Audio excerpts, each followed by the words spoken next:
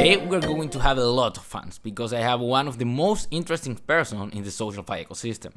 Yes, we have the one and only Brother Bradley, aka Daft Jack. Yes, Daft Jack, because we are going to talk about PFP Studio, his project and how he's giving life to all NFTs out there. We are also going to talk about Stack and how they are empowering loyalty programs thanks to blockchain. I'm already telling you guys, this interview is going to take a lot of time. Actually, it's the longest interview I ever had. But believe me, it's so worth it. Friendly reminder that every collector of this episode will have a special perk. And in this case, it will be powered by Stacks and also by Bonsai. So guys, I'm not saying anything, but you should collect this one. But yeah, no more words, and let's go directly to the fun. Thanks Bradley for being here. I know which was the first time we met? It was on New York, right? When I traveled to New York. Yeah, you came to the Ave Lens Friendly, office. Friendly Ghost. I have the pop-up. Actually, Friendly Ghost Labs. Yeah, I think there are only 8 people with that pop-up, and I'm one of them. Yes, I'm super proud. Very exclusive guest. Yeah, and I remember you took me to a super shitty cafe. Yes. I didn't like. Yeah. Actually, we stole them, if you remember. Yeah. Don't put that in the pod. We don't want to get in trouble. Well, yeah, you remember that in USA you are like, you follow the rules and that shit. Yes. But, yeah. So, Bradley, do you want to tell me a bit about your background, mostly for the people that are seeing this episode? Yeah, absolutely. So, I'm originally from Los Angeles. I grew up going to a very arts-focused background. High school, elementary school, middle school that was very focused on the arts. So I was around a lot of very creative people, even though I never really considered myself a very creative person. I was that spurred my interest in the intersection of media, technology, and entertainment. And I think my career, and for the last 10 years really has been an exploration of those areas. And so I've worked in like the traditional entertainment world, did internships at WME, which is a big talent agency. I worked at Disney in their corporate strategy group, which I'd love to talk about more for PF People. I worked at TikTok, as you know. I created and led TikTok's NFT drop in 2021. It's the first and perhaps the last thing from ByteDance that is going to be on a blockchain anytime soon. I was a management consultant on a team that worked and designed the Dunkin' Donuts loyalty program. And that's where I learned all about loyalty and how important it is and how it works. And then, as you know, of course, after all of that, I was in the Lens protocol team, part of the founding team for the 2 years, helped take Lens from launch to permissionless. And then most recently, I joined the Stack team. Stack is building on-chain loyalty programs to recognize and reward the relationships that matter. And I am part of the founding team for Stack, very excited to bring sort of all these experiences across loyalty, social, and crypto together.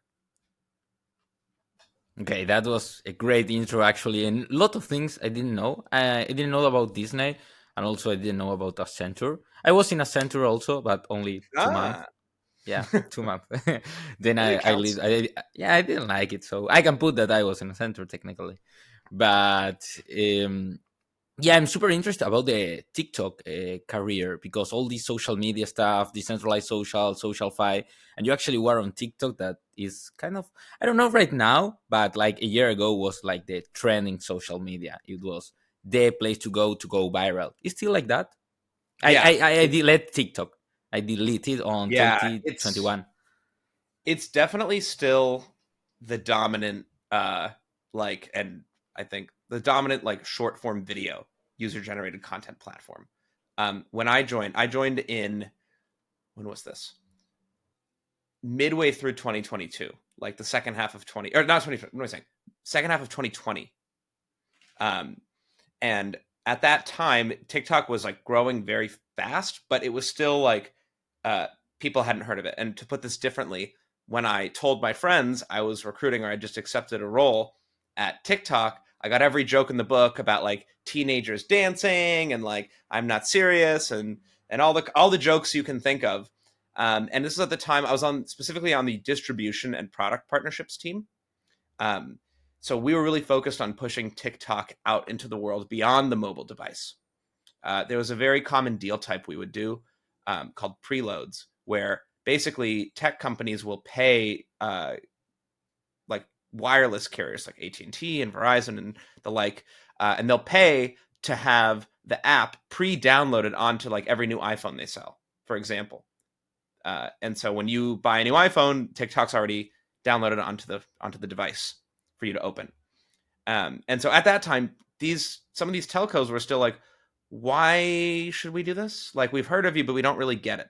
And of course, between then and by the time I left, it grew immensely. And to be clear, like, it was already huge. People just didn't realize how huge it was going to be. So it was a really exciting time to be at the company, and I couldn't imagine an NFT experimental project happening again anytime soon. I mean, especially because there's so much drama around TikTok already, with politics and Yeah, China.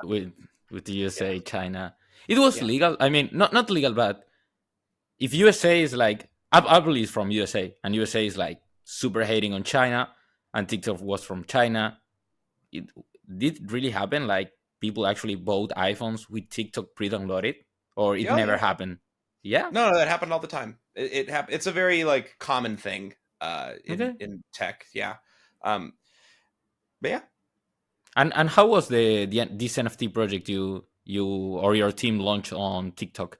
Yeah, so the NFT project, there was no like Web3 team or special group for this. It was more of a skunk works of people who came out of different parts of the company to work on this. But the story, the untold story, I guess, we should spend some time on this, because this is something like, it really is like my entry into Web3. I have And all the time you want, so it really perfect. depends on you, man. Perfect. All right, I'll tell you the untold story of the TikTok NFT drop. Basically, in about February of 2021, my manager, super smart guy, he was like, "We should look at this thing called non-fungible tokens. I've been hearing about it a little bit. Like, it could be interesting." And I was like, "If my manager says we should look at something, like that means go learn everything about it. Like, read everything I can possibly get my hands on, and then just like learn." And the more we started talking about it, the more we realized, wow, this is really interesting. Like, what if NFTs could help creators on TikTok build direct relationships with their fans and find new ways to monetize? Because, if you think about TikTok, it's not like YouTube where creators, at least at the time, ad revenue share was not a thing yet. And ad revenue on YouTube works where you can put, maybe 4 ads into a 10-minute video, one at the beginning, 2 in the middle, and 1 at the end. And the creator gets, I think, 55% or 45%. I think it's 55%. YouTube takes 45%. And we're like, well, you can't put ads in the middle of a 1-minute TikTok video. And this is before TikTok was prioritizing longer form content like they are now. And so we were like, oh, what if NFTs could be this like totally new way to monetize for creators, or users collect videos from the creators that they really love. And wouldn't that be amazing if we were successful in this? Like, what if we onboarded 1 billion TikTok users to crypto through the context of social media and collectible content and building relationships with creators that they love? And so as we're exploring this, we're writing some docs, we're like having a good time. All of a sudden, the March 2021 rolls around, and Beeple $69 million sale happens, and NBA Top Shot becomes a thing. And my manager tells me, hey, there's this big meeting with a lot of very senior folks at the company. And they're going to talk about NFTs. And they're basically like, what's our perspective on this? Like, what's going on? And he said, look, we're going to sit there quietly. We're going to wait till the end because both of us are fairly junior to be in this meeting. And at the end, like every meeting at TikTok, they're going to say, we should put a document together and meet about this next week. And we're going to raise our hand at that point and say, hi, guys, we have that document already because we've been looking at this already. And that's exactly what happened. And so the following Friday comes around, and my manager's like, I can't make the meeting. Like, can you go and like talk like you understand this as well as I do? And I was like, sure. And I happen to be with my very good friend, Jose, who's the co-founder of a music app called Untitled, in brackets. Great product. Shout out Untitled. You should definitely check it out. And I was like, Jose, like, I don't know what to do. Like, I just got added to this meeting with a bunch of people who are far more senior than me. I'm like literally the most junior person in the group. Like, do I let them lead? Do I lead? Like, what do I do? And he goes, listen very carefully. You open the meeting, you're there first, and you say, hello, everyone. Welcome to the meeting. Here's what we're going to talk about. And I did exactly this to the global head of marketing, the head of corporate strategy, the head of product, and a bunch of other folks who had joined. And long story short, that sort of me just saying, hey, here's what's going on with NFTs this week and what I understand and what I've learned evolved into a recurring call every Friday. And it evolved from there into at some point I said, hey, look, I wrote a proposal. Like, let's do something called TikTok Top Moments. Let's do the Oscars of TikTok. And instead of the YouTube play button for when you get 1 million subscribers, that's boring. Let's go auction off the most viral, iconic TikTok videos as NFTs and give the revenue to the creators. Oh, and also let's pair those creators with artists who are popular in the NFT space, because one thing I keep reading is if you're perceived as inauthentic, you're going to get kicked out. It's not going to go well for you. You're going to get rejected by the community and it's a fail. And obviously we can't have that. And we have this extra burden because we're a giant Chinese-owned tech company that's already very controversial, trying to, participate authentically in NFTs and crypto three years ago, and this was the bar is so high, we can't afford to not be excellent. And we can't afford because we know that someone will take the opportunity to dunk on us if they can. And so, long story short, we ended up curating a list of videos. We paired those creators with popular NFT artists. So the videos we did were the Board in the House video with Curtis Roach, What's a Video That Lives in Your Head, Rent Free Girl, Jess the Mess, and we had a few more. Oh, we had FN Mecca, huge virtual creator, virtual avatar creator. We also had 3 others who did not end up launching. Lil Nas X. We had Bella Porch with the M to the B video, which is, I believe, still the most viewed video on TikTok ever. And we had the Brittany Broski, one of her most, her first iconic video. And there's a lot of drama, but the TLDR is 3 of them ended up pulling out at the last minute, and we learned some hard lessons. But we did launch with 3 creators, and these were 3. But sorry, why they didn't want to launch? I mean, there was no work involved from their part, right? No, you'd think giving people free money and being part of this early thing would be very compelling. And it taught me a lot about presenting a new technology to people and how seriously they take their fans and how they might perceive things, and the risks associated with that. And I learned, we learned the hard way that this is very real. And it really came to a head in the end when we announced, if you look at the original announcements and the one that's on the TikTok press room, you see all these creators listed. They left after that. So once the announcement went out, for example, Lil Nas X got all this shade on Twitter of people saying, no, don't do NFTs. They're bad for the environment. They're bad. And think of the turtles, man. Yeah, exactly. And it doesn't matter if that's true or not, because it mattered to his fans and the perception was very real. And he said, I don't understand this. I don't know what's going on here. I'm not doing this. I'm not taking this unnecessary risk that I don't understand. And it taught me a lesson that has stuck with me since then, which is, we spent a lot of time working with a lot of people on his team, but not him directly. We spoke with the publishers, the label, the manager, but for 6-7 months. But in the end, he wasn't into it and he didn't understand it. And as much as it would have been great to, have him in, and it would have been amazing, and the artwork, it was never released, was amazing. I learned a lesson. It's if the creator doesn't understand what's going on, it's not going to work.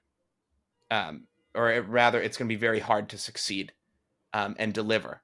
And, if you think about what we were trying to do, large Chinese tech company is trying to introduce creators who know nothing about crypto and Web3 to an extremely niche and new but exciting world. That's a hard thing to do. So the fact that the project launched at all was somewhat of a miracle. And I'm glossing over a lot of the other folks on the team who contributed to this and all the different pieces that went into it, and the ups and downs. But the TLDR is we were able to I was able to lead a team of all in close to 50 people from different parts of the organization to do something that had never been done before. And it worked. The creators monetized. Curtis Roach, board in the house guy, made $200,000 a week as an independent artist from Detroit, Michigan. And we proved the thesis that this is absolutely an exciting area. This is something worth exploring. And it was something that I realized for the first time was something I was so passionate about that I was I have to do this. Once you see it, you can't unsee it. And I left and I joined the Lens team to be able to pursue this sort of same idea of helping creators with blockchain technology and NFTs. I had to do it full time. And that was really how my story into Web3 began. And somewhere along the way, I got this PFP, Crypto Citizen. And I've stuck with it since then.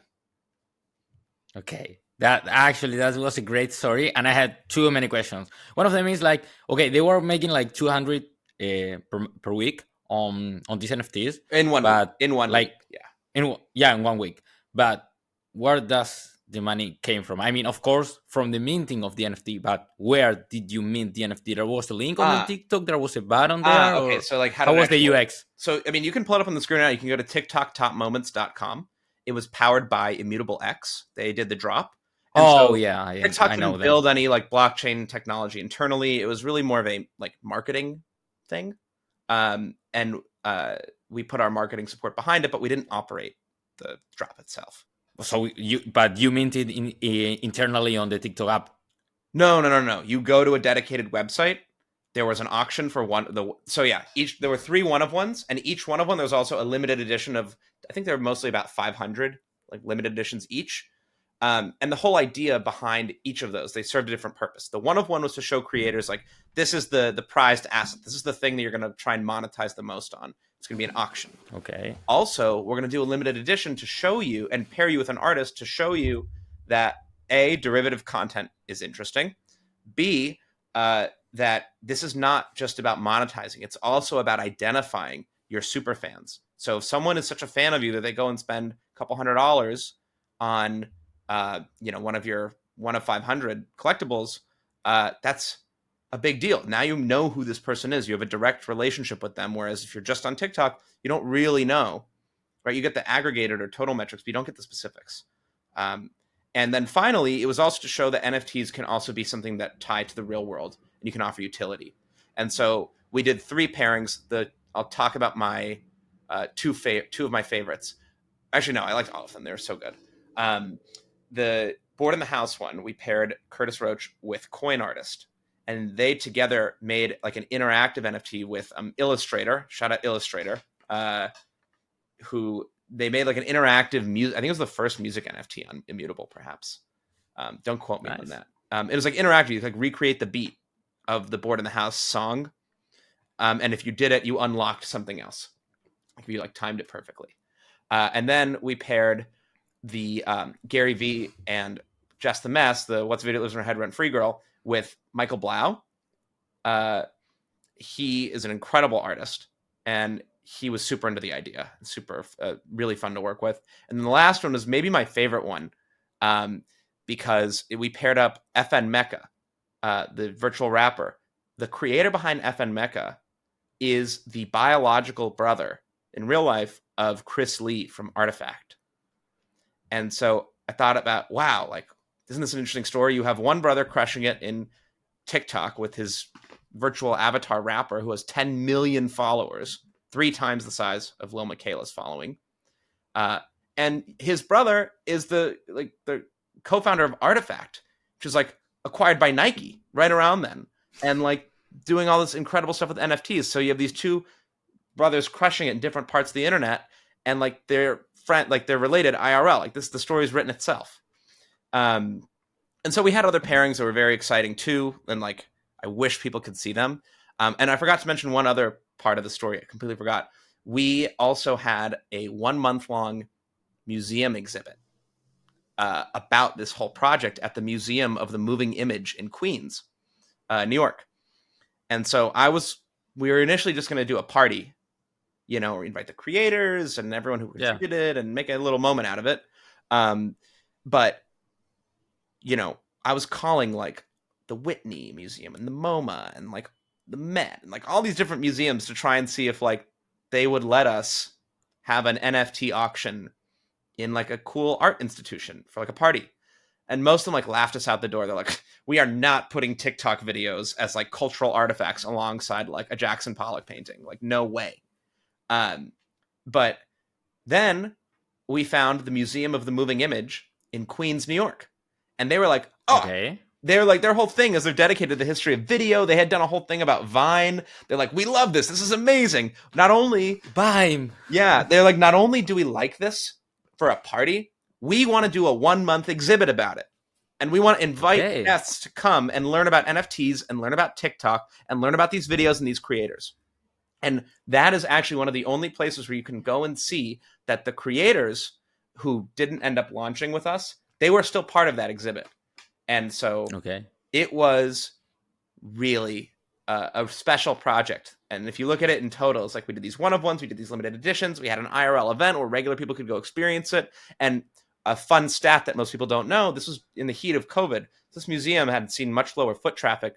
That month, their traffic was the first time they got back to, when the exhibit was open, the first time they got back to pre-COVID levels.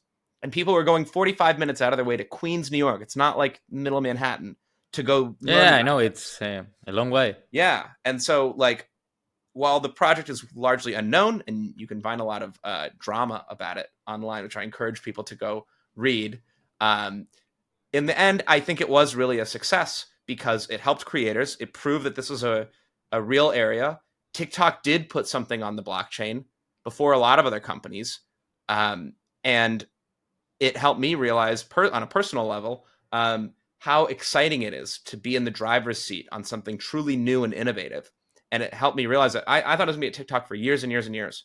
And I ended up leaving after like about a year and a half because I was like, this is all I want to do. Yeah, you are kind of like leading that project, right? Yeah, I mean, it was a team effort. There were a lot of people who contributed and no, I know and all that. But yeah, like the proposal and a lot of the sort of creative design, like I led, and I was very unique that I was given so much trust. I felt like I was getting away with something at the time, and I don't know if it would ever happen again, like that. Dude, at least that's amazing. Actually, I mean, that was a great story. I didn't know you were behind all that. I mean, probably didn't have too much noise, mostly here on Latam. It was mostly a USA thing, but wow, that's incredible. They still didn't do anything with NFT till today from that. So and they won't. Crazy. I don't think they will anytime soon because if you think about the situation, it's like, oh, we have a company that's already in the political crosshairs of China and the US, and neither of these governments are super bullish on crypto. So let's just keep shoving our way right into the middle of all this stuff and give both sides more reasons to like cause drama. Like, I get it. Let's launch an NFT. Yeah. Yeah, I get it. I hold out hope, but like, you know, you don't. The next thing might not be TikTok. You know, Dracula is really going after the same concept, and I talk to Alex all the time. I was one of the curators in the Dracula. I saw the Creator Fund. So I'm super bullish on Dracula, and I hope that they finish what we started over there. Yeah, I'm starting putting reels from this episode on Dracula. So let's hope I get some Degens tips on that. Well, now build tips. I will. Yeah. Did you see build? Yeah. No. Yeah, I got to go check that out. There's a new token. You have to check that out. So yeah, cool. So a question: was that your first approach with crypto, or you already know like about Bitcoin, blockchain, Ethereum, like before digging into NFTs? No, I had bought some Ethereum in like college and then sold it like a week later when Ethereum was like 700 and it went up to 710 and I made like $6. But I didn't understand. Yeah, but I didn't understand at that time. I truly did not understand anything about what is Ethereum or what is crypto. It was just like, you know, might as well been another asset I can trade. Yeah, exactly. It was when the NFT stuff is really my entry where I started understanding, and it made me realize something that I think if it's true for me, it's true for others too, which is, you know, I was never really interested in the like tokens and financial, like crypto as a financial world to play in. But I ran into it inevitably because of the stuff of my interest in NFTs. And I think that played out a lot on Lens as well, where like if you get someone to create a piece of content and they get their first dollar of collects, for the first time ever now, they have, you know, some Matic or some Ethereum or some USDC in their wallet. And they go, what is this? What can I do with this? How should I take care of this? And they ask the question for the first time. That's a fundamentally different way of being introduced to crypto than opening up Coinbase and seeing, like, having it feel like a financial experience. And so that's kind of what I think is so important about why Web3 social matters. It's a way to onboard people in a completely new context. Whereas most people see crypto as financial instrument or something scary technology to understand. If you introduce them through something that they do understand or that they're competent in, which is social media and content creation, you can completely change the conversation and appeal to a far greater group of people. And I see myself really as just an early adopter of this type of person. I kind of agree. That's a great way to onboard. The downside is that a lot of projects doing crazy airdrops and people at the end dumping, so onboarding is not maybe the best one. I actually always say that most of the people join because of the financial side. So I'm in Argentina, so I was looking like to avoid inflation, get some bags, all that. I discovered Bitcoin, Ethereum, buy some of them. Same as you, I made like 10 bucks, and I was like, "Mom, we're buying." Oh, It was on me. yeah, it's on me. This one, it's on me. And yeah, then I like start reading about this technology, how it works, boom, pam, pim, and then ended up here recording with Brother Bradley. But okay, so I don't know. You were on Lens, I remember. Um you started like this creator program. Like, which was the most difficult part of onboarding people into Lens, in your opinion? Good question. So in my time on the Lens team, I probably onboarded close to, if not perhaps slightly over, like 500 creators. And these are people from, you know, podcasters, music artists, bloggers, and writers, and visual artists of all sorts, shit posters, like everything. You know, and it was really fun. Um, we, the hardest part of it was probably the fact that, like, the challenge that, like, we're a protocol, like Lens is a protocol. Users don't ever actually interact with a protocol. No. They interact with applications, and applications are powered by protocols. And so in order to get someone excited about Lens, in order to teach, like, explain what Lens is, you had to first explain, like, what's the mission and what problem are you trying to solve and why is traditional social media broken, and paint a picture. And then you had to show them what's available. And so one of the hardest parts was showing, like as the front ends evolved, you know, and the apps evolved and things like Orb and Butterfly came along, that you had to constantly reintroduce people. And so you could only ever onboard people to the level of experience you have to offer. And so some people, before Lens even launched, were super excited. They're just like, oh my God, Web3 social, I get it. This is sick. Whatever they do, I'm interested. Other people, you have to show them, you know? And there were some people who onboarded right when it launched and we didn't have sign lists yet. And so you had to sign when you, like, do everything. And they still think that. Yeah. And it's very hard when you're a protocol to build a direct relationship with the end user. You have to go kind of out of your way. And that was what I really focused on, was like, let's go build direct relationships with users so that they know what we're about, they think it's interesting, and that they're paying attention, so that as the protocol and the apps on the protocol evolve, like, they understand that it's different and that it's going to improve and change over time. And I mean, so many things it's changed so much and improved so much over the last 2 years.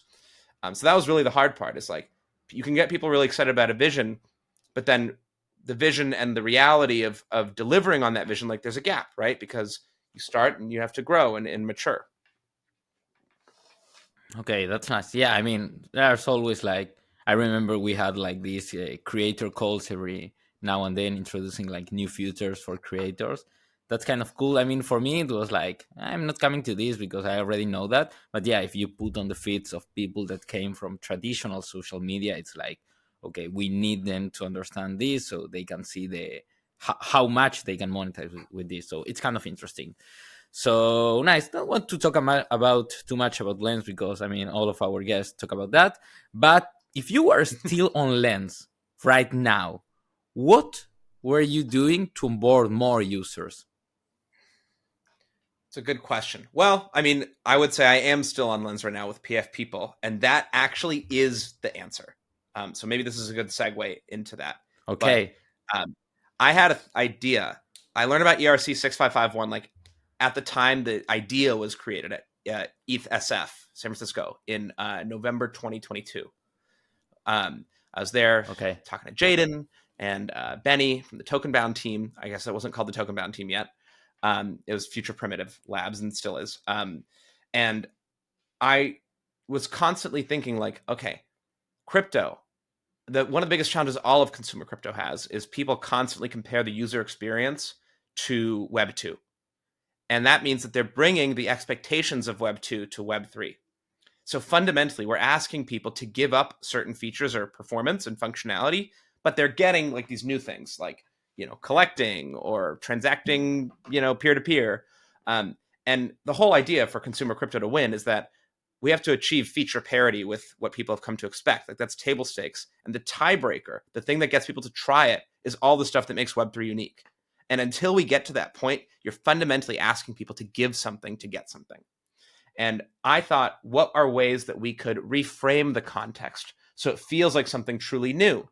Because if I log into Orb or Hey on Lens, let's say, I'm fundamentally comparing this to my experience on like Twitter, right? And like how quick does the app load and how easy is it to do something? But if I can change people's expectations about what performance is supposed to feel like because it's framed in a new context, then perhaps they're willing to be more patient. And so one way I thought of it, I combined that idea with the idea of this EIRC 6551 and Lens profiles being NFTs and putting Lens profiles in the token bound accounts or in the wallets of NFTs. So now and we'll do this in a sec, but you're not logging in as Swampy, the human who also uses Twitter. You're logging in with a social media account for your PFP NFT. And you're like, it feels more game-like. You're more like playing as the character. And this is something that is truly new and is like not done before. I've never used social media on behalf of a cartoon character I own that happens to be an NFT. And so by reframing the context, you say, look, you're not you're playing as a character. And so now, it's a different context. Like you're more willing to try new things. You're more willing to ask questions and learn. And you look at it as, oh, this is actually quite similar to Twitter. I kind of get it. I feel smart for that. I'm figuring out something new. Not why doesn't this perform as fast as I, as fast as I would like or as I'm used to. And so that was one of the inspirations for PF People. So to answer your question in a more roundabout way, reframing the context on what people can expect by focusing on things that are truly new and telling a very clear story about why it's new and why it's interesting. That's the way, I think, to get people onboarded in the meantime as the UX improves. I mean, I think Orb is a great example of this, where the app has gotten so much faster and smoother, and it's like buttery, and like it's still not quite at like Instagram speed or like TikTok speed, but like it's incredible how much better it's gotten in such a short amount of time. And so you just have to find ways to keep people interested and excited until that's achieved. And perhaps at the point where it is achieved, maybe they won't even care anymore. Maybe Web 2 social, it really is just plays a role, and Web 3 social is for a totally different type of thing. Humans are not the only people who transact on chain anymore. Okay, I get it. But for example, me, actually, I don't have PFPs, NFTs, or at least maybe I have two of them, but I don't feel attached to them. I don't want myself to be an NFT. I just want to be Juanpi. I'm dogs everywhere. That's my personality. This blonde hair, my face. This Yeah, is hey, me me. too. Yeah, you too. No, no. You are Daft Jack. You are Daft Jack. Yeah, I hear your question, and I think you are the unique case. You have a podcast, you're comfortable being doxxed, you're comfortable going on camera. No, but I think there are a lot of people like me that maybe don't feel related with an NFT. So how you onboard them? Like I rephrase, like if you get this social media where everyone can be an NFT and all that, you would end up with kind of a niche. And I mean, the end goal is not to onboard like the most amount of people possible. Like for example, right now I see Lens. There are a lot of content creators, and that's super cool. Lots of high quality content, but we need collectors, curators, like normal average people that consume the content. Right now, Lens and every SocialFi app right now kind of feels like, okay, I will collect your thing and then you will collect mine, and we are like hyping up on each creator, but we are kind of like pumping up our own egos in a way. There's no like Yeah. actual consumers. Yeah. I mean, like, I hear you. And I think to reframe, it's not you get to be an NFT, it's rather that a recognition of the idea with PF people is you can there are a lot of people who would express themselves and have something to say, but then they don't because they're scared what people will think. They're scared of saying what they really think. They don't want to associate some of the parts of themselves to the part that people know because you don't want your employer, for example, to necessarily see your political opinions. You don't want your friends to see that you are really interested in a certain topic that maybe you're embarrassed about. And this is more of a recognition of how the internet already works, where people have finstas, people have anon accounts. You know, there are totally faceless accounts that are super funny, and you're like, who runs that account? Like someone does, right? And so we are different identities to different people in our real lives already.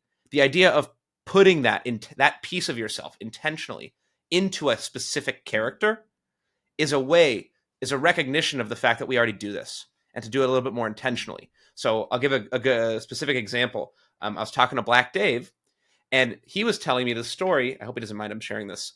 I don't think he will. Of he's like, look, I'm a rapper and I love anime, but my rap fans don't necessarily love not all love the anime side of me. And he's like, so I could take part of the anime piece of Black Dave, the anime version of Black Dave, and channel that voice into a character, perhaps an anime like Shinsei Galver's PFP or something that has its own lens profile. And that's like it's my own account. And then I'm still Black Dave, but I have like different audiences and different graphs of followers for different parts of me. And I think this is like I think this applies to a lot of people. So like there's I say for PF people, there's like 3 types of people who might be interested in this. And like you may be all of them or you may be one of them. But there's the cautious creator. So someone who would, could, should post content but doesn't because they're afraid of what people will think. There's the Disney degen. So people who are like, I just want to make my Bored Ape worth as much as possible. And rather than wait for the floor price to go up, I am going to create content and make mine more famous so that it's more recognizable, so that it's worth more. This is the That's same it. model that Disney Degen. Disney degen, and I Okay. have that's the original. When I talk about this project with PF people, that's the one that I talk about the most with crypto people, Okay. because people are like, yes, of course I want my doodle to be worth more. How do I do it? What can I do? And I'm saying you and you alone have everything you need actually to do this. Independent of the parent project. And then the final one is the Internet Explorer. So people who love trying new things on the internet, but want to do so in a way that's like different than themselves. Meaning I play as the character. It's more of like a video game and exploring the internet and trying new apps and websites as this character. That's how I explore. And that's the one that I felt for me was really true. I started really enjoying, I told you I worked at Disney and I come from this sort of like entertainment media background. I always had this creative itch to scratch with like creating animated content and like movies and TV. And I started using all these AI tools like CapCut is very powered by AI, or Runway ML and Pika and 11 Labs for audio. And I was having so much fun, but I was like, I don't know what to make. And then I was like, oh, well, I can just use my PFPs and start making like artwork using them and remixing them. I use like titles.xyz to remix my PFPs.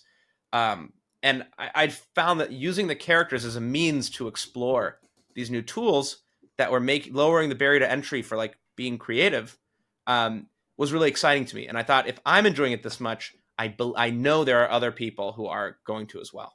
And so those are sort of the 3 reasons behind like why be a PF person or why you should get one. Okay. Nice background behind the PFP. But right now, if I'm not wrong, PFP only lets you like giving life to your NFT, like to your character, by giving voice and doing some cool animations. Is there something else about that, like right now available, or it's only that? So the part that's complete, like the actual technical product, is the onboarding experience. So if you go to, and like we can do this, I don't know if you do live demos on your podcast, but I can. you I mean, I can attach then after a live demo. yeah, you do it after. But basically, you like if you buy the idea that like, okay, I want to bring my PFP to life for one or all of the reasons I just said. How do I do it? You have to, there's a few steps involved. First, you have to have a PFP. Then you have to deploy the token bound account.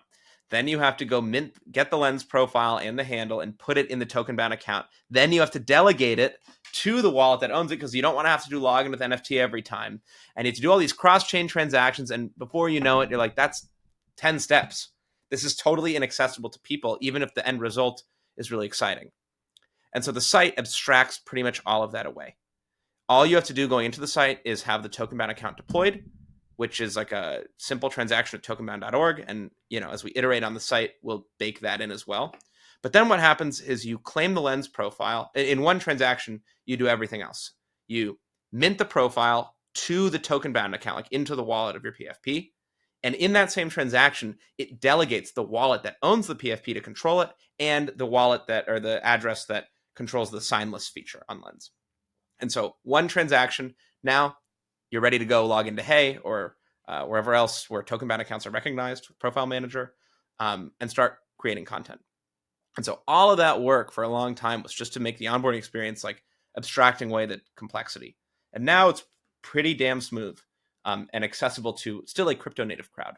Over time, the whole point, though, to answer your question, is the lens profile in the token bound account gives, like, if you're going to take the time to make your PFP more famous and create content with it, that value has to accrue somewhere, right? If you did this all on Instagram and TikTok, you don't actually own, much less have data and ways to monetize the character, right? So like when Disney bought Spider-Man from Sony a couple years ago, they're buying the IP, and now they have the rights to monetize that IP. So you need a way to actually do the same. And TikTok showed us that user-generated content tools like CapCut, anyone with their thumbs can edit videos now. And AI has made anyone with a keyboard basically can create really amazing content. But if you're going to monetize it, and if you're going to get the value, capture the value that you generate from it, you need the blockchain. And that's really why the profiles matter. So yeah, you onboard, and then really the world's your oyster. Go make art on Zora. Don't use crypto at all, right? Like just go create content and then post them, on Web 2. But the lens profile and the onboarding is a must-have step to make it more real and not just like a fun project. No, of course. What is more, I never told you this, but I remember last year for ETH Argentina, I won the lens track. I built a Web3 social explorer, but the actual idea was to build a, and this is really cool because we actually built it before, and then we have to pivot to a new idea. But we build with Lens V2. You had these RRC 6551 profiles, and we were building like you can have an R6551 NFT. You can create for them a Lens Protocol account, and it will be managed by AI. So people can interact with that profile, ask them questions, and you don't have to do anything. And you can train that NFT so it can answer people. So, for example, if you have, I don't know, a board ape that has a magic hat, people it will follow the lore. So people will ask them and he will answer related with Harry Potter style things, magic, all that. It was super cool. But the thing is that Lens V2 was announced, but that integration wasn't ready. So you could literally do nothing with Yeah. RC6551s. Now I think it's possible. So there you have a good thing, maybe. Yeah. It's super cool. And this is another question I get. It's like, oh, well, like, so you're saying AI, like all the characters will be like bots, basically, like powered by AI. And I go, yeah, you can do that. It's interesting. But I think it's the opposite. I actually think what's most interesting to people is the cautious creator, the person who, a real person who has something. Everyone is interesting. Like I really believe like everyone is interesting, and everyone does have a perspective and something to share. Um, and people can share more, and like you get more humans creating on chain and creating online, and expressing themselves when you make it accessible for people who don't want to go on camera themselves. Kind of agree in that way. For, So for there's a whole bunch of people who that is true for. yeah, for example, I remember when I started like crypto Twitter. My Twitter was kind of gaming at the beginning, and I was ashamed about that because I didn't want girls to know I have a gaming Twitter and play Call of Duty.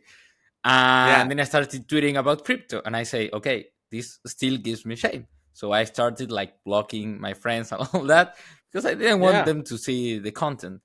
And if I had the opportunity, now it's all good. Like they follow me and they are super interesting on this, probably because Bitcoin is 60K and they think I'm a millionaire. now you're a That I'm genius. not. Yeah.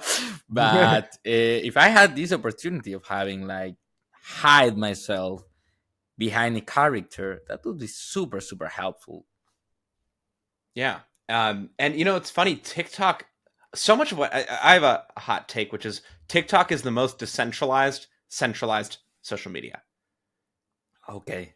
Decentralized, Because sorry. So obviously centralized. it's ByteDance is extremely centralized, but in the product itself, like you can't get data out of there if they don't want you to. But if you think about it, the like the whole way TikTok works is regular people go famous, go viral and become famous every single day. Yeah, it's Um, true. and a big part of that was right, like uh, people create. You're not creating content because it's an interest-based graph, not a social graph. You're not creating content for your friends. You're creating content for this sort of faceless, anonymous audience that you don't know, right? And so like people don't want their friends to follow them on TikTok. Like they are a different person when they're creating TikTok videos. It's a different identity, a different slice of themselves than when they're hanging out with their friends in real life. And that's why now, like, you know, I see people I know all the time creating a TikTok. Only now, like regular people who never saw themselves as content creators, never saw themselves as going on camera. They are, but it's this long, long thing that becomes like takes um, social norms of doing that. Like you used to be like the annoying influencer who like when I made vines in high school, people were like, so many people were like, I'm unique. I don't care what people think. As that's not true. Everyone cares what people think on some level, but I Yeah. cared less than what other people think, enough to do it. And it's been literally this year is 10 years since when I graduated high school, and I was making those vines, and they're coming up on my like photo memories now. Okay, nice. Yeah, happened to me with Snapchat. Snapchat memories Yeah, and that kind of stuff. exactly. Yeah, I kind of agree. There's these social acceptance things that something is good till society kind of normalize it. So yeah, now creating content is kind of like, okay, he's creating content. Nice. Yeah. But yeah, like which are the future plans for PFP? Like integrations, partnerships, that kind of stuff. Yeah, with PF People, I think first and foremost, it's something that I enjoy doing for fun. So I hope other people do it. I think it will catch on over time, but I'm going to be developing my characters for the next 20 years, you know, and I'm the very, very beginning of that now. Um, what I hope to do next is to onboard our first 100 people. There's already a couple dozen who have small community of folks who know about the project I've spoken to. We haven't promoted it so heavily yet. Um, After that, I want to create a loyalty program, shocker, and issue PF points, which you can earn for participating in meaningful ways. So I want to create quests and like basically a curriculum to teach people how to create, edit, and distribute content for their PFPs. For example, if you go and create something on titles and learn how to remix your PFP with one of their models, for example, you would get PF points for that. If you go and make your first collectible post on Lens, or you make your first NFT on Zora, these are all events you'll earn PF points for. The idea will be that over time, people will have a lot of points. And if you have a lot of PF points, this says a lot about you, right? It says that you're someone who's crypto native, someone who understands entertainment and media and spending time creating things. You're someone who likes trying new things. And the goal is to then recognize and reward this very interesting group of people, even if it's very small, with plenty of new opportunities, whether they're like partnerships, brand deals, just discounts and straight gift cards and rewards that brands want to reach this very interesting group of people, right? Imagine people on PF People get Power PF People users get like a discount to, Runway or Mid Journey. Like these are the types of rewards that I would hope to be able to offer, and that are basically like for brands. Like this is a very valuable group of people to curate, and that's why PF People is invite only for now. Okay, nice. I see what you are doing there. You kind of give the kick for stack and reputations and loyalty system points, all that shit, and I think it's great. I really enjoy that. Actually, I think I'm a true believer on reputation, like on-chain reputation. That's kind of what we are building on Talent Protocol, this talent passport that has on-chain reputation, credibility score, builder score, that kind of shit, attestment, skills, all on chain. So yeah, I like what PFP is doing. I still need to set up mine. I don't have a. Probably I will ape an NFT only for this. So if you can recommend me or suggest me a cool collection that is supported by Yeah, PFP. well, here's the fun thing. This is something I like about PF People and the philosophy, which is, the whole premise is that you and you alone have everything you need now with technology to participate. Yeah, And so think about all those rug projects, the projects that died off, the projects that were scams and you bought them.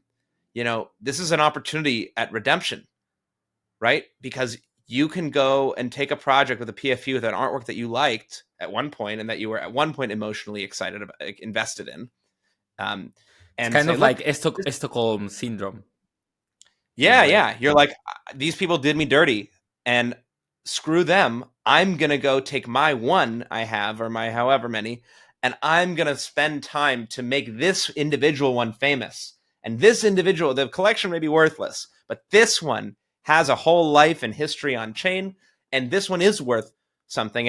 And better yet, I got to express myself through it.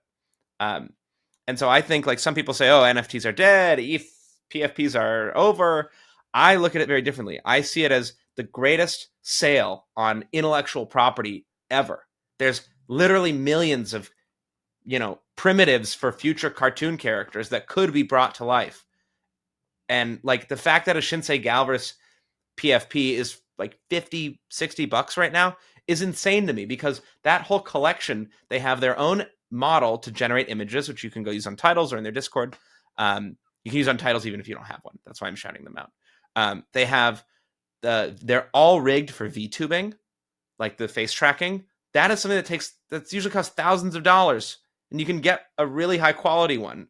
Sally Danger, the woman who's responsible for rigging all of them, she rigged every individual trait by hand to make it VTuber compatible. I And the thought fact that PFP was offering that service. no, so we have, like, I have gotten my PFPs rigged personally, and this is where I mean, like, where for PF People to really grow, I do think that video and VTubing is critical. And so I'm looking and waiting and trying different tools, waiting for AI to get good enough that anyone can rig a picture into a VTube model. But in the meantime, there are two PFP collections that I know of that are already rigged: Galvez, Shinsei Galvez, and Deadfellas.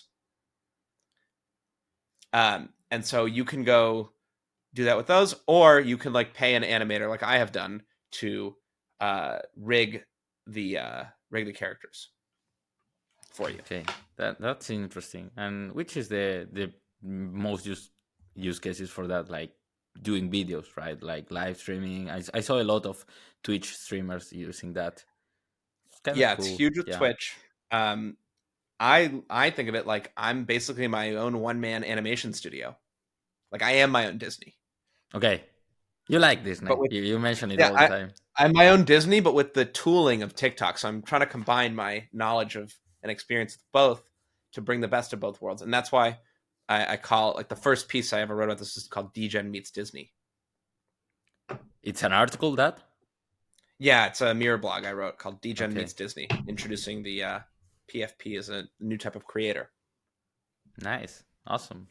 So, dude, I mean, PFP Studio is kind of great. I really like it because of what I told you. Like, I actually wanted to build something like that, and then seeing like you launch kind of related things with that, it's really passed me off. I think there's a thing for sure. They are maybe not now, but I think this is the year of SocialFi. I mean, at least Twitter says that. Mm-hmm. So hope you go mainstream, man. I mean, Yeah, I Twitter's want to never see. wrong. Yeah, Twitter is never wrong, except when they say me to sell and to buy. That times are Yes. wrong. Yeah. But hope to see you on Dracula lens and all Yeah. that using your daft. What is your F Jack. jack daft jacked because he's daft Yeah. and he's jacked. Okay, Yeah. And I'll nice. tell you one other thing. I guess maybe I'll switch now to the Lenny, virtual Gold cat. Lenny or Yeah, Galvez. well, I have the gold Lenny. I guess it's tough to switch, but I name many of them.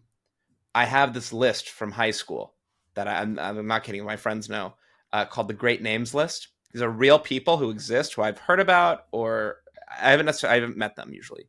Real people with like great names, and I just write them down. I've had this list for like 10 years. It's like hundreds of names. And I was like, I don't know what I'll need these for, but I'll find a use one day. And now I have one because you can't call it, like, the first step, the very first and perhaps most important step in turning your PFP from a picture NFT you hold into like a character is giving it a name.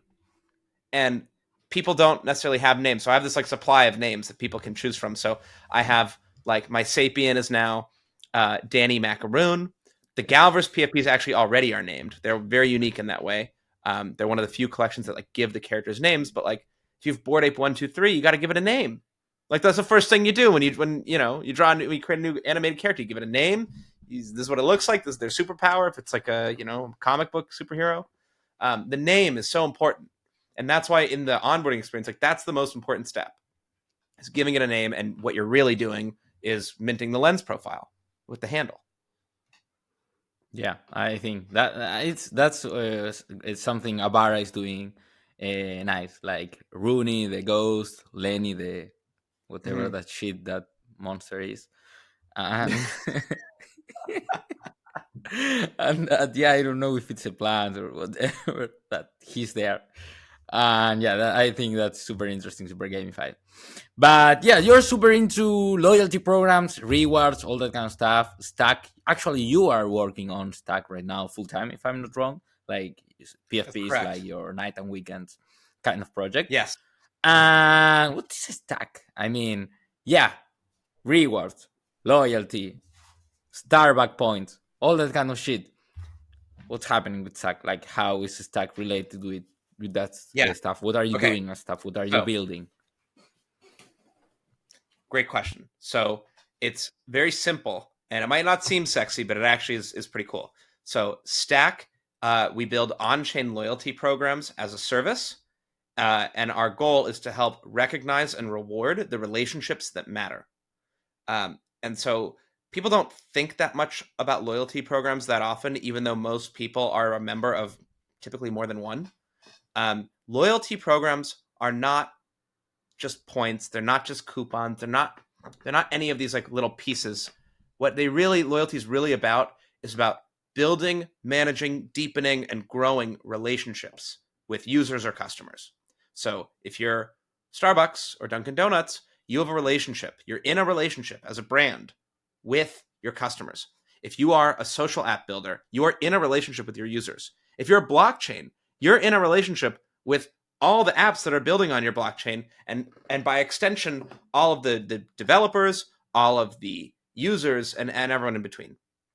And so loyalty is really about relationship management. Um, and for so many businesses where they, like, if you're the top, let's say 10% of businesses in the world, where you have so much demand, like, you're crushing it. You don't need a loyalty program, right? The product itself is the loyalty program. where you're doing something so unique. So you think about, like, I think a good example is like Apple products very rarely go on sale because Apple's sort of in a league of their own. Canada Goose winter coats, those never go on sale. And there's always a line out the door in the store in Soho in New York. And then if you're like the bottom 10%, obviously you don't need a loyalty program because you suck. Like, it's not good.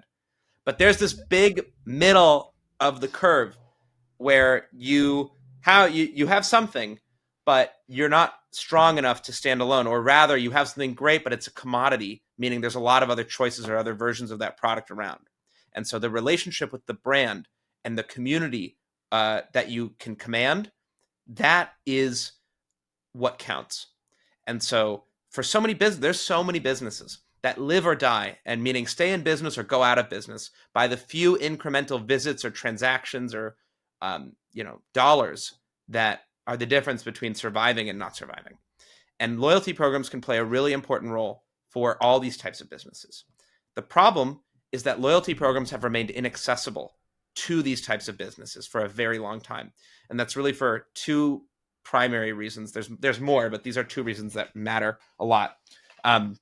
One is it's very expensive to set up. You have to build it in-house. You got to hire engineers. You got to aggregate all the data from all the different places that a user or a customer is spending time or spending money. And all in, like, I was reading articles, quotes like $500,000 to build something bespoke. Then there's also, and this depends, but then there's also, okay, I built the program. How do I actually make it valuable? How do I actually make it profitable? How can I afford to run this? And funding the program and making it useful. So if you think about Dunkin' Donuts or Starbucks, right? When you redeem after you've visited 10 times and you redeem your stars for a free coffee, they still have to pay for the coffee. There's a cost associated with that. And so if you can't make a profit margin, or meaning if you're losing money on all the rewards, then the more you give away, the faster you're going out of business, right? And so most programs are not profitable. And the reason for that brings us to the final point, which is most programs cannot succeed alone. Meaning, if you're one Dunkin' Donuts store, you can't really have a loyalty program. But if you exist in a network with thousands of others and someone visits different stores, like in New York, right? They're on every corner, right? Together, like ape together strong, like you can survive. And like a great example of this is Blackbird. Are you familiar with Blackbird? No. So they are a new company doing basically loyalty programs as a service for restaurants, chiefly in New York, but they're expanding, I think, to some other places. So each of these restaurants in New York, right? Think about dining. There's so many choices to eat out at restaurants in New York. And there are a lot of restaurants that fit the bill of, like, they're not the top 1% where they're booked up all the time, but it's very competitive and your margins are very thin. So each of these restaurants did not have a loyalty program before where people visit and you earn like points per dollar spent, then you get like a free dish or something. But together in a network, all these restaurants can now for the first time participate in a program together. And so all of this to say that the reason loyalty programs are inaccessible is it's very expensive to set up. It's often unprofitable to run and provide the rewards. And therefore you need to exist in a network with others where I earn, and then like we can sort of share the load, or rather someone else is willing to pay for rewards because I have the relationship with the users. So this is why loyalty is really important. And the opportunity with blockchain is it's actually a better way to do loyalty program design, because so much of the costs associated are with these cross-program collaborations. So for example, if you have an American Express credit card and you redeem your points on Amex for, let's say, Delta Sky Miles, so you can go book a flight, or rather you want to even book the flight directly, that integration of Amex and Delta talking to each other is actually very technically challenging to do. It's very complex. It's very expensive. It takes months and months. It takes hundreds of thousands of dollars. It takes engineering resources. That integration would be like this, instant, if it were on a blockchain, because they're sharing a database, a source of truth. And so blockchains are obviously great ledgering systems, and points programs are no exception. And so Stack is making loyalty programs more accessible to more people, more profitable to run, and more collaborative, so that you can make programs that are actually valuable and create these cross-company partnerships and collaborations that are actually what make the program useful. And that's a long way of saying what we're doing. You made it sexy. Eh? Yeah. So it's people don't Love think about this stuff. the no. I love the example of the airplanes because that's actually true. I mean, when you think it, like they are all over the world, different system, different database. They are sharing some loyalty points, like how to say, like miles. That should be super complex. I mean, if they are all on chain, that's like you don't even need an API. Maybe you just fetch the blockchain, and that's all. Yeah, exactly. And like so that's like the why blockchains for loyalty programs, and why do loyalty programs matter. Then the other thing is like who's this for? Who's going to use this? Um, and this is where like I would say Stack is not really a crypto product just for crypto people. Stack is a loyalty program technology solution that uses blockchain. However, crypto people are some of the best candidates for this because of the abundance of valuable data on chain. So typically, like if you're Dunkin' Donuts or Starbucks or really any coffee shop, your data you care about is how often does someone visit, how much do they spend when they visit, uh, and where did they visit, right? It's like the average, like the ticket, like how much you spent, and these few things to calculate like how much value they are to you. But you don't know much about the other person. Maybe you have their email, maybe their phone number, maybe some basic demographic info. But as a creator or as a community or as an application, now with the abundance of on-chain data, there's now way more valuable data points that explain like how people are spending time and spending money. And so because of the abundance of blockchain data, especially for consumer crypto, this is a very valuable group of people doing very valuable activities that now, for the first time, new types of people can visit. So, like for example, the UFO FM, like the on-chain radio station and podcast, Nick Hollins and Ivano run. They just released their karma points, and I've worked with Nick for the last in UFO for the last 2 years, and I've seen they've done their collects on Zora, on Lens. You can follow them in all these different places. They have base NFTs, right? They've done all this stuff. How do they know who's their biggest fan, right? It's probably someone who's participated and collected all the things they want them to collect and listen to the podcast and engaged with them.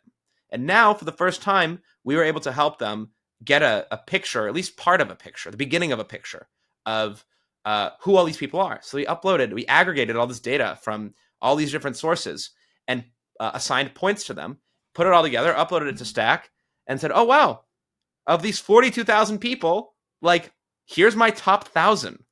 Here are people who have spent and engaged with me across all these different platforms for the first time in one place, abstracted away, simple and easy for anyone to understand. And that's a big deal. So whether you're a creator, you're building an application or something else, like this is a big opportunity to learn a lot more about your relationships. And as a user, it's also an opportunity to say, look, I'm Huampi's, 10th biggest fan, which tells you that I have spent time and money with Huampi in these ways. And we can have that direct relationship that maybe existed, technically speaking, on chain, but didn't actually, it wasn't, you couldn't point to it and see it. And now you really can. And that's very exciting to me. And as a continuation of a lot of the work I've done with creators, like creators are a big part of this, but they're also like, we're not limited to that. There's a lot of traditional businesses and other types of players who can benefit from this as well. Yeah, that was I was going to ask, like if Stack is only focused on like individuals or like you are working with No, some and I'll also enterprises. take a moment to shout out like Pools. They've done an excellent job. I'm a huge fan I of was Hugo going and the to ask Pools about team. pools. Yeah, Yeah, no, I think Pools is awesome, and they've really like focused especially on creators. We like creators are one type of user for us. It's sort of a newer one, but I wish them well, and I think it's really great to see more than one approach to this because actually, loyalty, like there's so many types of organizations and people who can benefit from loyalty programs. actually, Hugo, the founder of Pools, was in the last episode we recorded. Oh, So great. your episode will probably go after him, or maybe after Jacob from Social Graph Ventures. I don't know. Let's see. Gotcha. Cool. But yeah, Yeah. which is the biggest creator individual and the biggest enterprise you are working with right now? There are several I can't share right now because they've like created their program and but they haven't like announced it yet. There's a really funny enough, some of the most interesting ones have been the meme coin communities on Base. Like for example, Crash 747 and Degen. We've seen a lot of interest from these teams, and it makes sense, right? We haven't even talked about this, but Stack how it works is the points are on chain. The points, they're not ERC20s, they're not tokens. You cannot trade them. They literally are like a score, a quantitative attestation that represents the strength of a relationship between a user and the program manager in the ways the program manager defines. The points are stored on our layer 3 chain on top of Base that rolls up to Base. And basically what this means is we have a lot of crypto native ways to distribute rewards based on points. So if I have, like for the example, the 747 is a great example. They have points, which they call high miles. It's basically like a real loyalty program for a fake airline. And those are based on if you're holding the token, how long you've been holding it, how much, as well as are you creating and collecting the Zora NFTs and collectibles and following and engaging on socials. And so for them, like being able to recognize and reward their community members for being active participants is part of the growth strategy. Because if you think about it, they have this huge supply of tokens and a huge demand to distribute them to people who are likely to hold them. And so we're helping them facilitate that, along with a bunch of other meme coin communities who are in a similar position, who need to maximize distribution, but to the right people. And right people who are not likely to sell it right away and cash out. And so, yeah. A reputation score to know which people would be that ones would be useful. Oh, there's another good program about 9DCC, G Money's community, luxury fashion brand. They have a really great points program that we power. G Money's been very thoughtful with his team about recognizing and rewarding their community members for being active participants. So I think there's going to be more and more of these, and I'm greatly looking forward to helping them design their programs, manage them, and like make them more valuable over time. Which is your favorite reward system? Like not only in the real world, Web3, in the world. Yeah, I know there are some cool out there, and you probably know. My favorite, yeah. Well, I can literally go like detail by detail on all the American fast food chains and like how they work and which ones are most valuable. The answer is Domino's Pizza, by the way. So your favorite reward system out there is from Domino's Pizza? No, that's not true. My favorite reward system is Delta Sky Miles. The airline, okay. Yes, and the reason is because more boring than Domino's actually, but go ahead. It's more boring, but like airlines are such a competitive space, and getting someone loyal to your airline is incredibly challenging. But they've done the things like the reason it's my favorite is not because the program is so unique. Like all the programs are kind of the same in airlines, right? Like it's points per miles flown or dollar spent or some combination. What Delta's really good at is they care about retaining you as a customer. And I'll tell you another good story. When I was doing the Dunkin' Donuts project, I was flying Delta from New York to Boston twice a week, Monday, Thursday, for like 7 months, every week.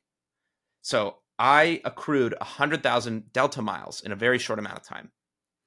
Also, those planes, there's a lot of other flights I could have taken because work pays for your flights. So there's 5 different flights that are $200 a piece. I can fly Delta, I can fly American, I can fly Virgin, I can fly all these different airlines. The Delta planes are typically old. They're gross. The air conditioning doesn't work. The seat doesn't recline. Like the tray doesn't go down. Like it's gross on the floor. Like there's so many problems.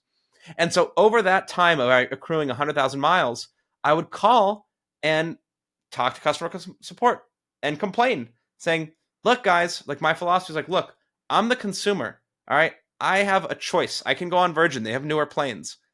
So if you want me to fly your airline, like I'm paying for the air conditioning to work. I'm paying for the seat to recline. I'm paying for all these features. How valuable am I to you really? I wanted to find out. And so I'd call, and every time I called, they give me like, and I would never make anything up. It was only like real things. Because some people do that, and I think that's wrong. I'm like the Randy Jackson of like customer service. Like I'm tough but fair. And Um, I would call, and I ended up getting 80,000 complaint miles in the same time I got 100,000 flying miles. And I used those 80,000 complaint miles to do round trip flights to Hawaii the week before COVID began.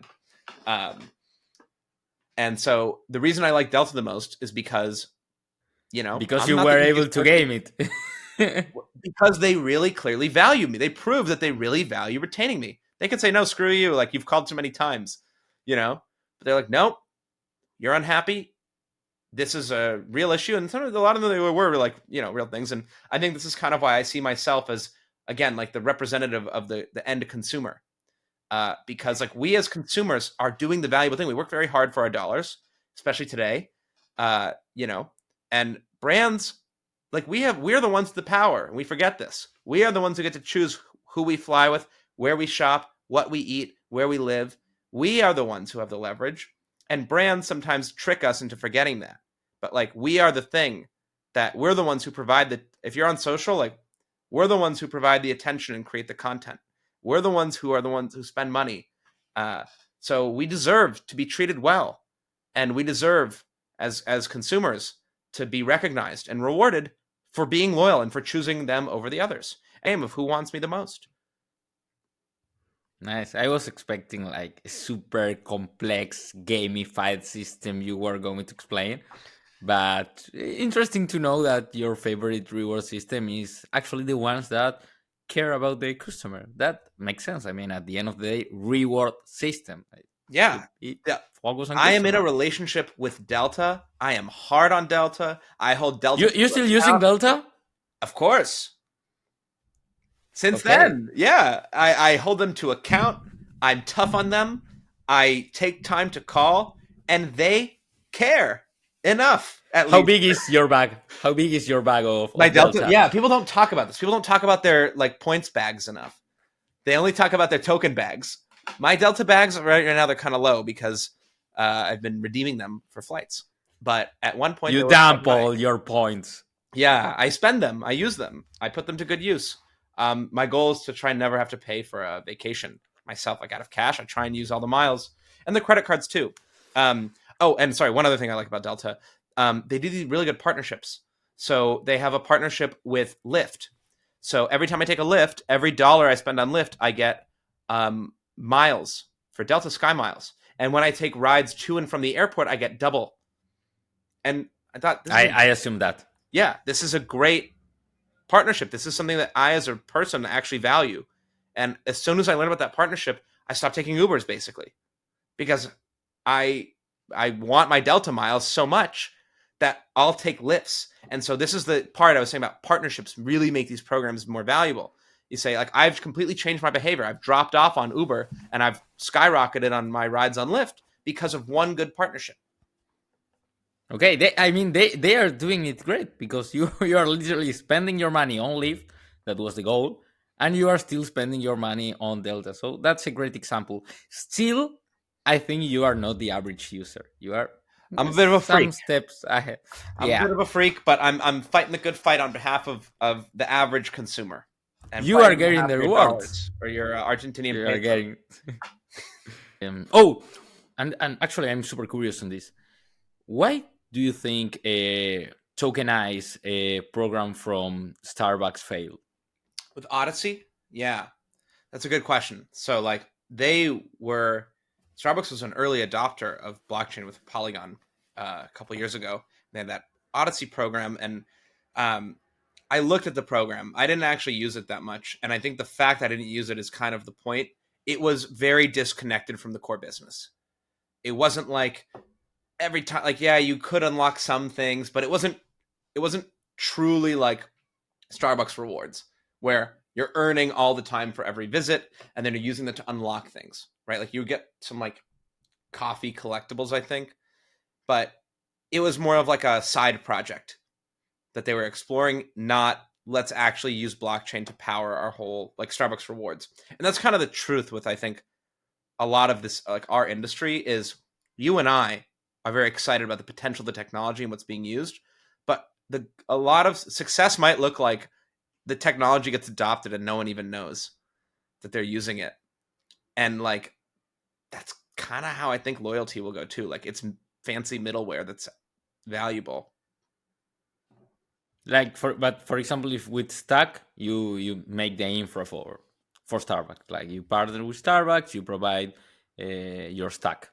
In a perfect world, Don't you? yes, we would Yeah, partner but with. don't you need users? Yeah, don't you need users to have wallets? So here's how this works. The way Stack works is you take data you already have, and you attach Stack to it, either via our SDK, building natively on the chain, or through a few integrations or like CSV uploads. Uh, in order to make this work, yes, you need to have a wallet associated with each user.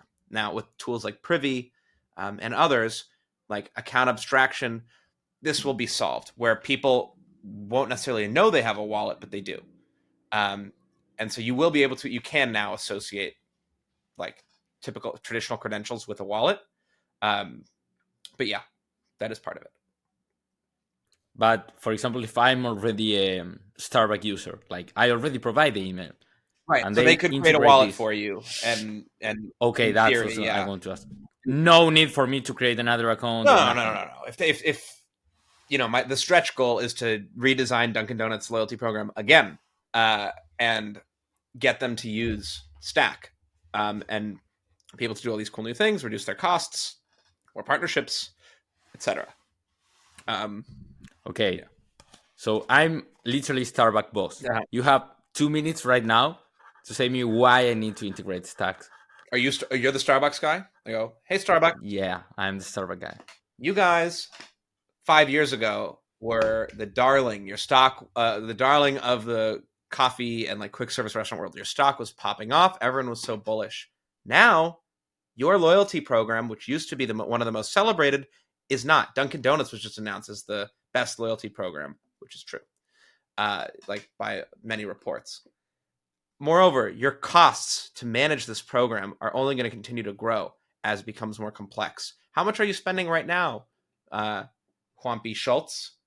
The CEO is Howard Schultz, and you say, I'm spending this many millions or $100,000 just on maintenance costs. And go, what if we could reduce that down to like 10% or 5% or 1% of that? Oh, and by the way, now you can do partnerships and get other people to reward Starbucks visitors, and you don't have to pay for it. And your customers become even more loyal to you. You can build a massive empire of strategic partnerships with complementary products that are not competitive to you. And you can have, once again, the greatest and the future of loyalty programs in what remains the most competitive space ever, coffee shops. What do you say? I don't know what an NFT is. Sorry, man. Yeah. Well, Now, yeah, I mean, it's kind of easy to understand. I assume that the most difficult part of this kind of deals is like actually the enterprise kind of structure. yeah. Like you have to talk with the guy that know the guys that know the guys, and then like 1 year of conversations to then fall off. Yes. And this is why, like, of course, we want to get and power the biggest companies' loyalty programs in the world. But remember, the opportunity that's in front of us right now is there's a whole lot of businesses and a whole lot of people who have never been able to even have a loyalty program in the first place. And so that's who we're focused on first. And to figure it out and to start, we're focusing on crypto people, starting in our own backyard. I think it's a good idea, like providing these opportunities to people that actually don't have them. Kind of cool. So literally, which is your difference with pools? Like pools is only focused on creators. There are Stack is most focused. there are technical and strategic differences. Pools is, I'd say, strictly focused on creators. We are not strictly focused on creators. Pools is more native to the Polygon ecosystem. We are more native to the base and sort of OP ecosystem. Pools, the points are ERC20s, and they're on Polygon POS. Last I checked, you can correct me if I'm wrong. Ours are not ERC20s, and they're on our own layer 3 chain that rolls up to base. Those are the big differences. But again, like there's no reason you actually couldn't use both. For example, issue, because we're both on chain, in theory, someone who has Pool's creator token could also issue points on Stack if they want to get access to the types of rewards that Stack can offer that maybe Pools doesn't yet, or vice versa. And so there's certainly a world in which these are composable and like people can use them together. But I also think they're both so new that like there's plenty of room for more than one loyalty program as a service to work, especially for creators. Actually, I knew the answer. I just wanted to ask the question for a real, maybe. Who knows? So, going back to SocialFi and trying to finish this up, what do you think is the best way to monetize content right now on Web3? The best way to monetize content is to create a good reason to collect. I believe pretty strongly that NFTs and collectible on-chain media is a really, really exciting area. If you look at what's happening right now with podcast NFTs, this is a type of NFT that I previously did not expect or believe people would want to collect because do you really want a whole episode? I don't know. But as Adam Levy and the Mint podcast are demonstrating, like you can absolutely go viral and continue to go viral more than once with high quality content. The reason I think it's exciting is not because collecting for collecting's sake is exciting so much, but collecting as a means to get closer to the creator, to build a relationship. And this is where the tie between on-chain media and social and loyalty comes together. So if you think about like coffee, like the liquid in the cup is not really what loyalty is about. Like it's not that different. These coffee snobs will argue, but the truth is like it's really about the relationship with the brand, the experience, and going. Coffee is the product that you earn points by purchasing to get closer to the brand that you like and to get rewards that you value. In this sense, the content is the coffee and the creator is the brand. And so if I'm going to mint this episode, I want it because I was on but if people are going to mint this episode, you will. Yeah. If people are going to mint this episode, maybe they like it, maybe they don't. It does say something about them. But really, if they say, no, if you mint this episode, you're getting Whompy points. And by getting more of those, you get access to exclusive experiences and special content that brings you closer that your fans value. You're now basically building a loyalty program for yourself. So it's a flywheel where you say, I spend time and money to earn status and accrue points to unlock exclusive experiences and rewards that I can then use to go spend more time and money. And you basically do this and build a funnel for yourself as a creator. The content is in some ways the commodity, which is not fair to the creator to say, but it's not collecting just for the content itself. Like we've seen this already. Collecting to get closer to deepen your relationship with the creator behind it. That is really exciting. Yeah. And the best analogy to give, like the truest example of this in the real world is music. So, right, like music artists don't make a lot of money off streaming, especially if they're signed to a label, right? It's something they get like 8 cents of every dollar of revenue in streaming goes to them. So artists are monetizing on the IRL experiences, the live shows and performances, and also merchandise. And you think about a live show, you literally pay more to be closer to the front. You pay even more to go behind the scenes and get special access to the artist. And so you're literally paying. The money is not in the content, the music. The money is in the relationship with the artist. And this is the same logic for, I think, a lot of creators. And why loyalty programs, like, that's why I keep saying Web3 and have been saying for a long time, Web3 is a loyalty program because now we have all this data about time spent and expressions of like collecting as the super like, to form these relationships, to measure them, and to deepen them over time with incentives and rewards. Completely agree. And what do you think is the kind of your opinion on the landscape of SocialFi ecosystem right now? I think SocialFi is, I wrote a blog recently called What Happens in Vegas Will Happen on Chain. Really? Yes. I wrote it on T2. Shout out T2. Best blogging platform. Has its own points program for spending time. Like, I love the T2 team. Shout out Sammy. Shout out Meng Yao. Shout out Wang Shu. Shout out Kevin. I wrote this piece on there where I basically said, look, like, consumer crypto is like, we grapple with, like, is it a casino? Is it a church? Chris Dixon, la, la, la. I argue it's Vegas. Okay, Vegas, like, listen, Vegas used to be like in the 1970s. Vegas used to be this like place run by the mob, sketchy, degenerates. Only degenerates went there. Like, I don't understand this. It's kind of gross. Like, respectable people don't participate in this. You look at Vegas today, and it's like one of the entertainment and hospitality capitals of the world, where people don't gamble. A lot of people go and they never gamble. They never maybe like spend $1 in the casino, but you can go shopping at the mall. You can go eat at amazing restaurants. You can go incredible live performances. You can go do extreme activities. You can go to Top Golf. Like, there is an infinite number of ways to spend time and spend money in Vegas that are not in the casino floor itself. And the whole idea is, how did Vegas go from this thing that people had never touched that was like, degenerates only, to now like there's something for everyone, like, really? And the answer is they built resorts literally on top of the casinos that they're founded on, right? You go to Vegas, you want to check into the hotel, you want to get to the restaurant, you want to go to the shopping mall, you have to walk through the casino floor. And you may not spend any money in the casino floor, but that is the thing that makes Vegas unique, right? There are other places in the world you can go that have all the same things, but they don't have the casino. And so I think crypto's in the same boat, where consumer crypto, at least, where our identity is rooted in this sort of like degenerate casino, but is so much more. We know that.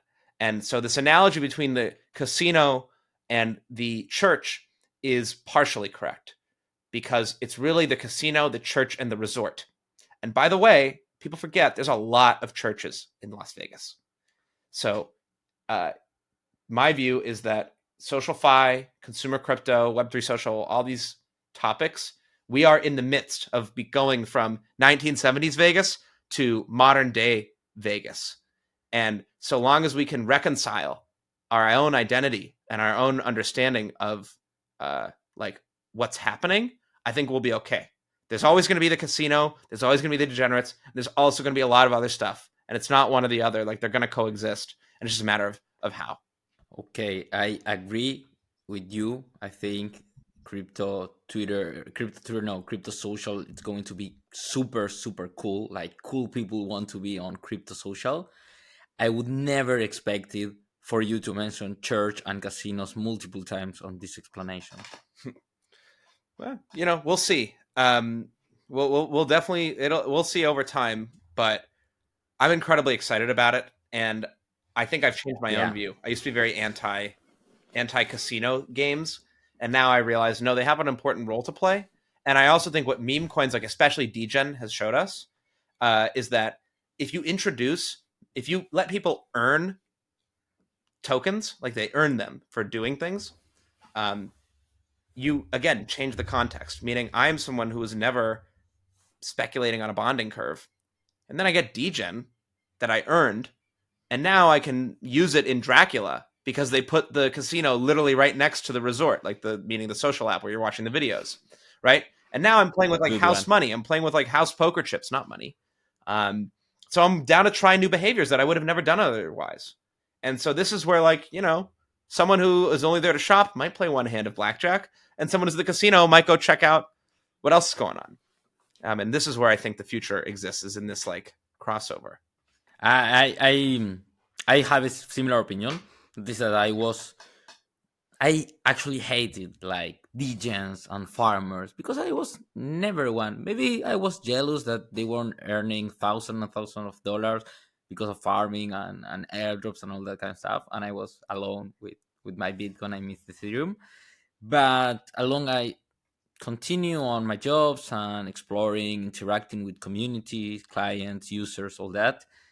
I I realized that we need speculation. I mean, speculation is part of crypto. Speculation is there. You can't fight against that, and it's what actually makes crypto fun, gives adoption. Yeah, You don't have to fight. You have to join. yeah, exactly. Don't fight it, and just be careful. But I'm definitely bullish on the idea that the future is in spending time and money and getting recognized and rewarded for every way you spend time and money meaningfully. And that's like really the driving force behind a lot of what Stack is doing, a lot of what I'm trying to do with PF People and PF Points, um, and where I think the future is. Okay. So to finish up, Bradley, The question that everyone wants to know is that why you leave Lens? I stopped working on the Lens core team, but I certainly don't see myself as uh, having left the Lens ecosystem. So I had an amazing time on the Lens core team for the last 2 years. I was an incredible experience to take something from pre-launch to permissionless. And I realized over that time that I had a perspective on certain areas that I feel very strongly about and that I really wanted to pursue. And I think now that we've been speaking for almost 2 hours, you can see the link between what went on at TikTok, how that led to creators and NFTs, how that's all about like using data to understand and incentivize and deepen relationships, and how the study of those relationships in loyalty is all related. And I realized at some point, this is something I'm really passionate about and something I can continue to serve the creators who I started out with 3 years ago, and many others, using these sort of different experiences. And I realized there's an opportunity to do so, and to be an early member of the Stack team is an opportunity I didn't necessarily expect, but one that I was incredibly excited to take advantage of. So I had to do it. And PF People is one way I continue to be active in the Lens ecosystem. But that's the answer. Now that you are not attached to any specific protocol and that you are building on SocialFi through stacks and also through your own project, PFP Studio, Farcaster or Lens, which is the protocol you are using the most and why? I use both a lot, and the truth is, I still use Web 2 more than I use either of them. They're, I think, fundamentally different, a lot like very different audiences and very different communities. And I think, like regular social media, like traditional social media, it's different audiences.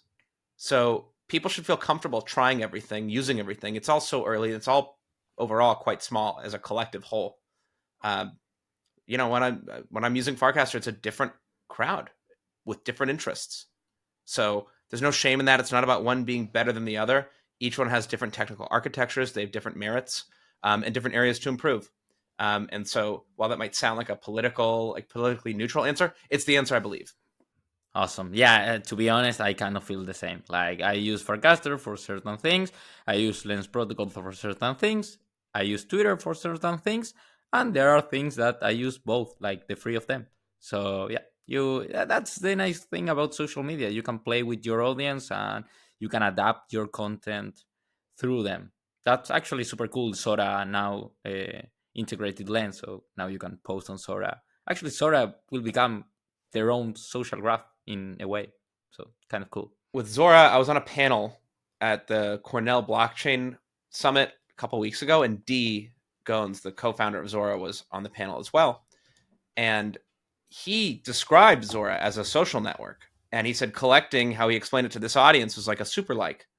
So I absolutely think that that's fair to say that Zora is another player, and like the lines between social and content and collecting, they're all being blurred, which makes sense. Yeah. I agree. I really like Sora. I love what they are doing, and UX, it's incredible. They are actually onboarding a lot of content creators, so that's a cool way. And if they are onboarded to Sora, they will be onboarded to any social protocol out there. But Bradley, we have been talking for nearly 2 hours. This is the longest interview I ever had. And actually, sorry people, but this is the best one so far. So yeah, lots of fun actually, a lot of cool things, a lot of controversy also. And yeah, I mean, thanks a lot for Yeah. being here. Do you want to say something to the audience before Oh, I finishing? want to say something to you first, which, For sure, you Juanpi, want. you are someone who I have had the pleasure of knowing for the last like 2 years, maybe more. You are a fantastic example of the future of what I think consumer crypto and life on chain is all about. You are a builder, you are a creator, you are interested in other people, and you're creating new things all the time. And so, what people getting to work with people like you is what makes me thinking about the time I left TikTok so worth it.